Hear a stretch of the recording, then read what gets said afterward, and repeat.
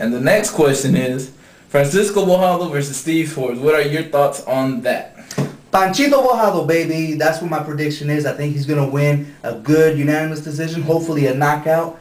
You will be stellar in a knockout. If you do a unanimous decision, it's going to probably be one of those disputed decisions like Steve Forbes had with Demetrius Hudson. So you have to go in there with relentless vigor and go out there and take out Steve Forbes. If not, you're not going to be the talk no more. You're not going to shoot like you're supposed to shoot up through the skies. But Bojado, you got the tools. You got power, you got speed, you got everything. You even got a good chin. The fact that you lost to Rubio years ago and it was to you being out of shape speaks highly of you, I think. He lost to Jesse James Leja in a fight that he should have won as well. But I think he's training with Oscar in Puerto Rico before Oscar fought Floyd Mayweather, gave him a lot of experience in there and a lot of knowledge. I know those big guys gave you some knowledge because Shane Mosley was down there. And hell, I even saw Tito Trinidad go up in there. And Bojado was around all these good guys. So I think that he's got the ability. I'm sure he was spoken to, and now he's focused and ready to take on Steve Forbes. I disagree. I believe Steve Forbes, you got all the tools, you've worked hard, you've done everything the right way. I mean, this is just the icing on the cake. This is the fight that you actually need to actually break in more into the mainstream and actually get your recognition for all of your accomplishments. I believe that you can actually do this with Bojado and finally, I mean, end his career and just make him retire. So I got Stevie Forbes by either decision or late knockout. Bojado by knockout or late decision myself. Or excuse me, late knockout or decision. So then we're split on this one. So it looks Zab by knockout. I go for Witter, he goes for Harris, and we both went for Mayorga. We both go for Centron. We both go for Marquez. I go for Uma, he goes for Mora. And then he goes for Bojado, I go for Forbes. And that's our predictions for the upcoming fights. This week's, our dream fight is going to be, again, for those, this is the first time seeing the fight. This is just, our dream fight is what we consider a doable fight that could be made still today.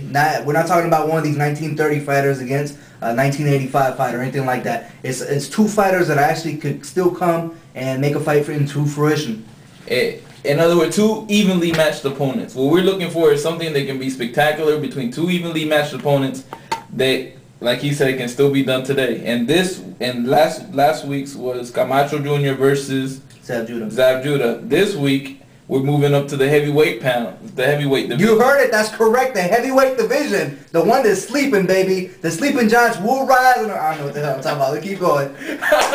The sleeping giants. We are talking about you guys in the heavyweight division. And believe it or not, we're talking about Mike Tyson versus David Tua. Your thoughts on that? You know, I would love to see this fight. For any promoters out there watching us on YouTube, yo, make this happen. Please make it happen. I would love to see Tyson versus Tua. Why? Because they're both about 5'10" each. They both pack a punch, a horse punch, you know, just a mule. They punch like mules, baby. And they're almost evenly matched. They both got their type of boxing skill, which is basically come forward, and come forward. And that's what they do. They both got solid chins. They're, you know, as far as stamina, they're pretty much evenly matched as well. I mean, I would love to see this fight, but I will give it to, at this point, Tua. At this point, Tua. Even though I'm a Tyson lover, I would love to see Tyson take it. But at this point, because Tua is a little bit more active, I would say Tua wins.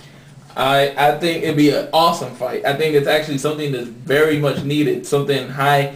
It'll be along the terms of De La Hoya Mayweather. It'll be a big fight for the heavyweight division and actually bring more recognition to that division that is needed at this moment. Right now, with all these champs being from Russia, nobody's really paying attention to the heavyweight division right now. Not saying that they're garbage, because believe me, I don't think these Russians are garbage. I think they're the real deal and they're serious too. I just think that for this side of the pond, we need an interesting fight, and that fight is Tyson versus Tua. You got both guys being under 6 feet, both of them weighing 220 to 230 pounds, yeah. Both of them being knockout power punchers. So you know there's going to be a knockout in the fight. That's why I believe it'll be a great fight, something very doable for you guys. Like he said, Tyson versus Tua, TNT, make it happen. We're not getting paid for this stuff. You can. I also got Tua going in, and the only reason I got Tua going in as the winner is, like he said, Tyson's inactivity.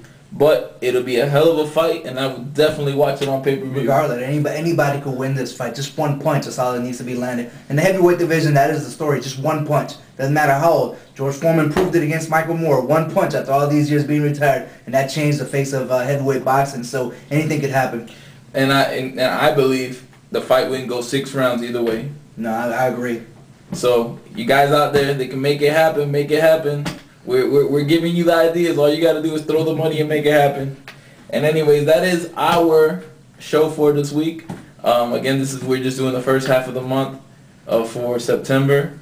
The past fight, we gave you the results on that. The upcoming fights, we think we're going to win that, and our dream fight of Tyson versus Tua.